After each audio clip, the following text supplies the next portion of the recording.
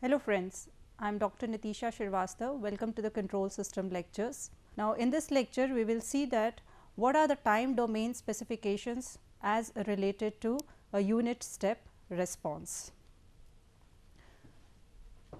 The transient portion of the time response is the part that goes to 0 as time becomes large, that is time reaching infinity.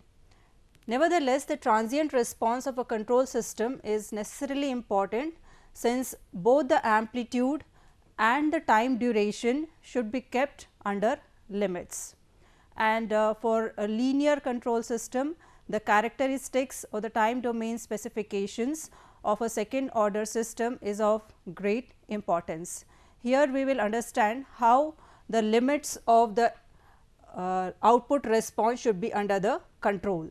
The response of a control system, when the input is a unit step function, and then it is known as a unit step response. So, this is a typical unit step response. As we had seen, the value of damping ratio zeta. When zeta is equal to 1, the condition is of critical damping, and when zeta is equal to 0, it is the case of 0 damping. However, most of the control systems are designed for the damping ratio ranging between 0 and 1. So, the typical output response of a second order system when subjected to a damping ratio which is between 0 and 1 has oscillations which damp out. Now, there is a specification, there would be a specification that what would be the limit of the overshoot and undershoot.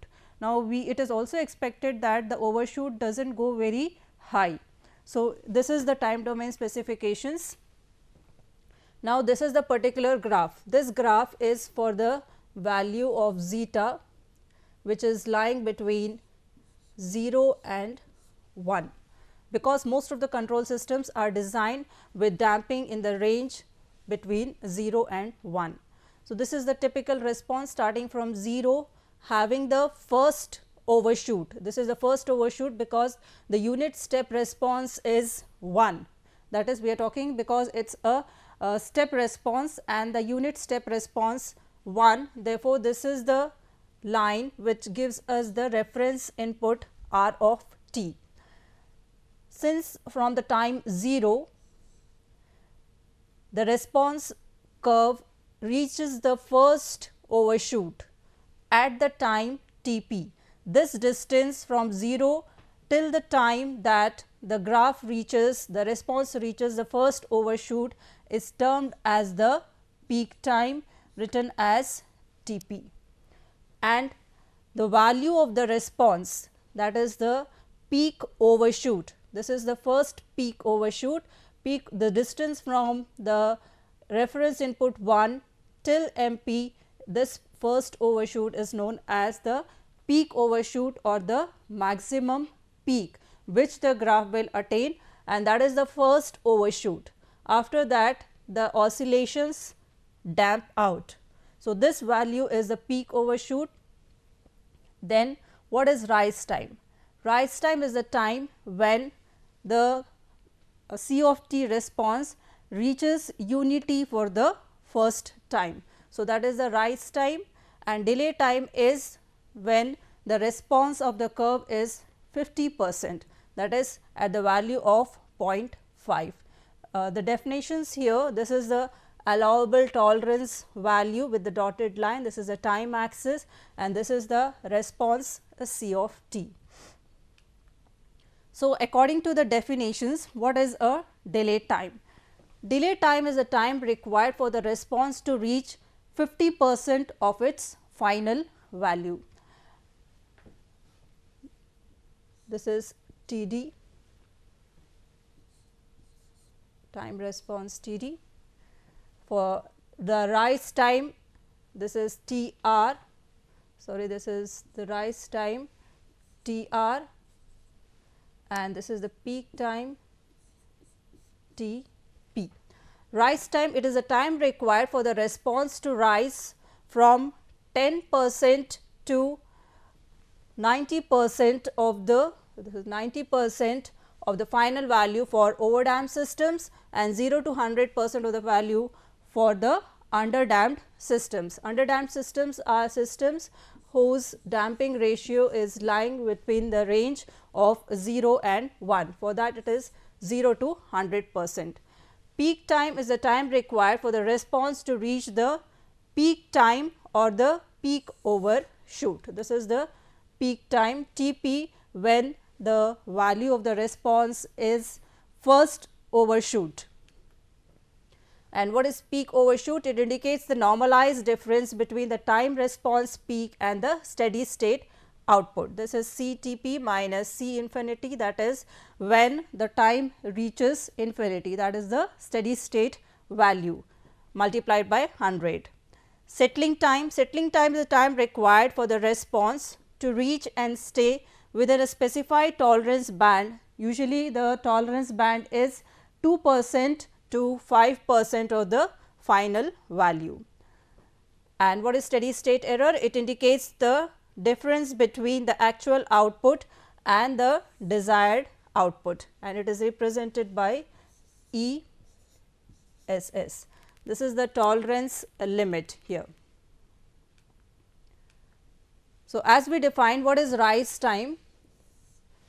Rise time is obtained when C of t reaches unity for the first time, as mentioned here, where rise time is Tr, the distance from here to here, this distance when the graph reaches unity. So, this distance is Tr.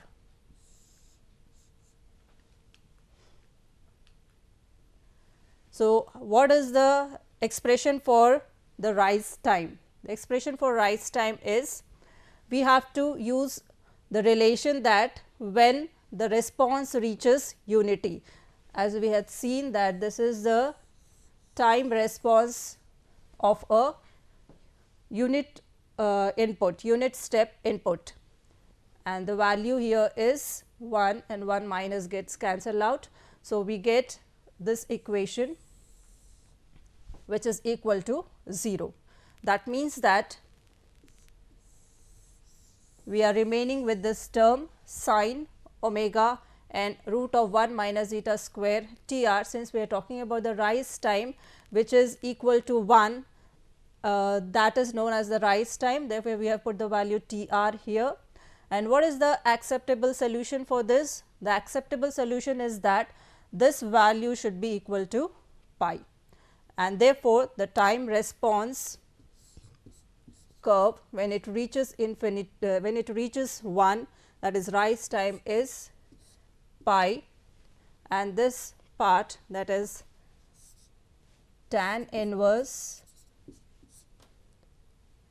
root of 1 minus zeta square by zeta upon omega n root of 1 minus zeta square. So, this is the rise time, that is when the response reaches unity, and this is obtained by equating the response to unity and thus expression for the rise time. What is peak time? As we can see here, peak time is when we reach the first overshoot.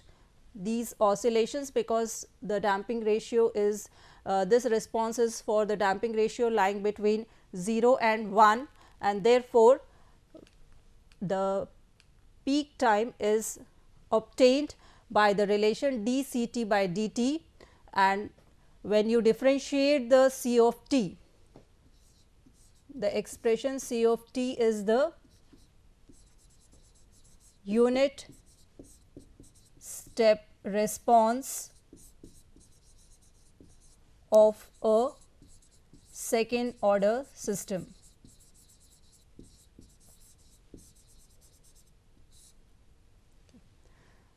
It is differentiated since we want the maximum value of the curve. Our curve has a response which is oscillating. We want the maximum value of the response, and therefore, we differentiate the C of t value, that is the time response of a unit step response second order system, and equate the value to 0. Since we are asking for a value which is maximum of the overall response. So, when you differentiate C of t, we get the expression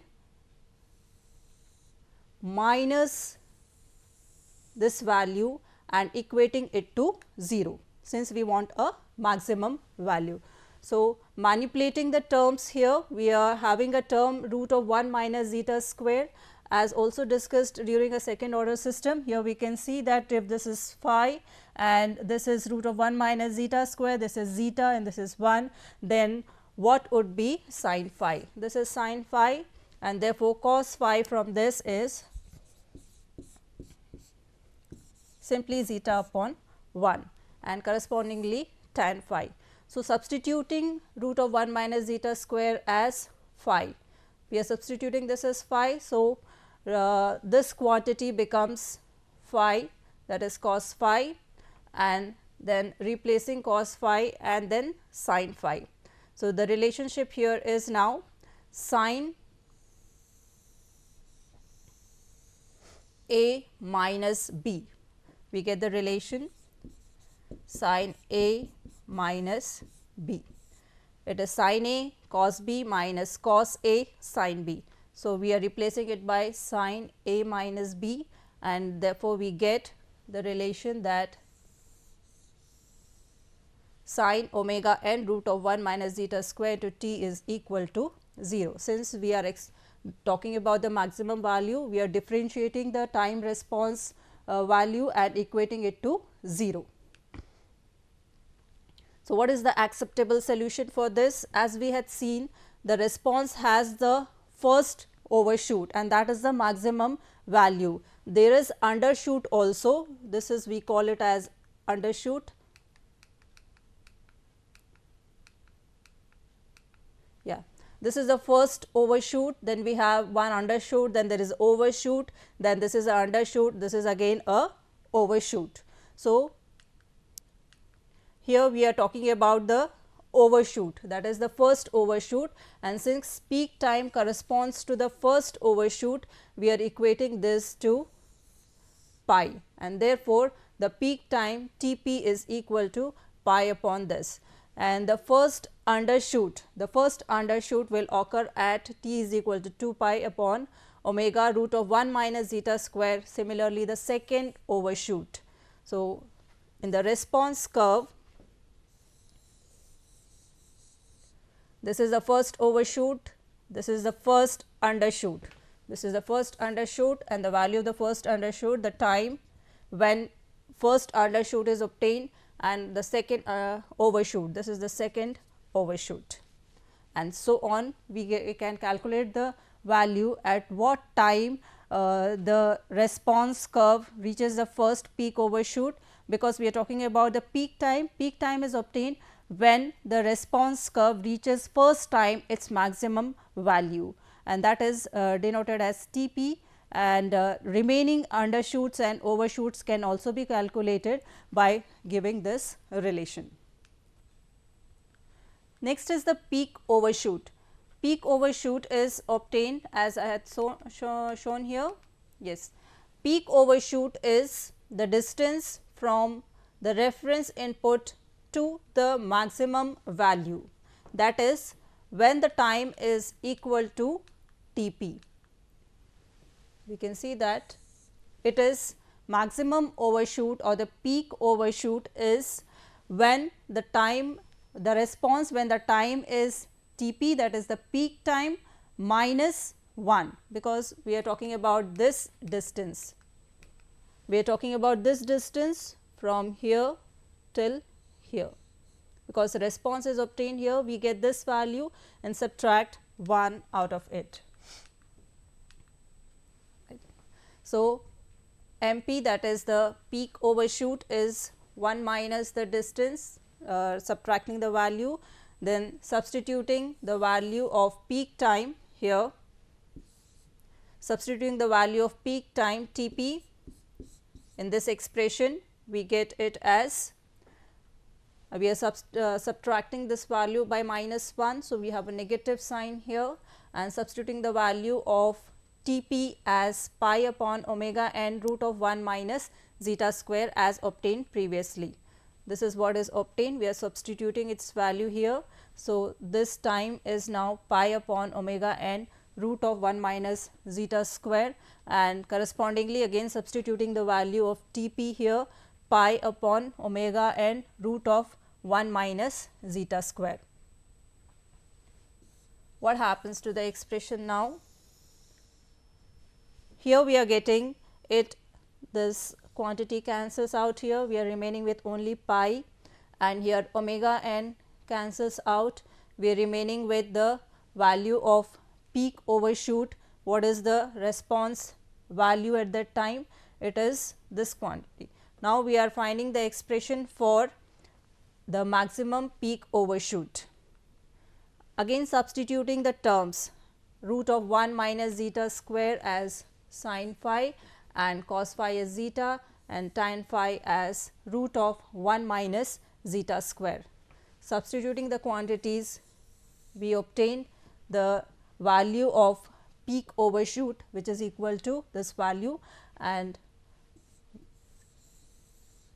substituting sin phi as root of 1 minus zeta square. So, maximum peak overshoot is equal to e raised to minus pi zeta upon root of 1 minus zeta square, and this, as we know that this value is monotonically decreasing function of zeta and is independent of omega n. We do not have the term omega n in this expression, and it is an exponential term. It keeps on decreasing with respect to the peak overshoots and the peak with respect to the overshoots and the undershoots. So, this is the expression for the peak overshoot. How is settling time defined? Now, what is settling time? Settling time is that time when the response reaches its steady state value, and we can see that this expression of time response is having a sine term as well as an exponential term. So, the sine term is responsible for the oscillations and the exponential term is responsible for taking the time response towards a desired value. So, over the time the response of the curve reaches the steady state value. So, it has a sine term as well as an exponential term, and as we have already defined what is the time constant. Time constant is 1 upon zeta omega n. So, we are considering only the exponential term. Since we are looking at the settling time, we are talking about the exponential term, and that exponential term is taken for a condition with a tolerance band of 2%. As mentioned, settling time is in the definition as we had mentioned here. It is the time required for the response to reach and stay within a specified tolerance band, usually 2% or 5% of the final value. So, we are taking the acceptable part as 2%. So, here equating the part to 0.02, and therefore, this corresponds to 4 time constants. So, settling time is for a 2% tolerance, settling time is 4 time constants, and similarly it can be found out for 3%, for 3%, for 5% it is 3t, and for 2% tolerance it is 4 into time constant, and t is the time constant that is given by the relation 1 upon zeta omega n. The time domain specifications as related to delay time, rise time, settling time, peak time and the peak overshoot. When we design the control system problems, the design specifications are being specified as to how much peak overshoot is required, or how much is the limit of the peak overshoot, and what is the rise time and what is the settling time. So, based on these values, a control system is designed. So, the time domain specifications performance indices has been discussed in this lecture. Thank you.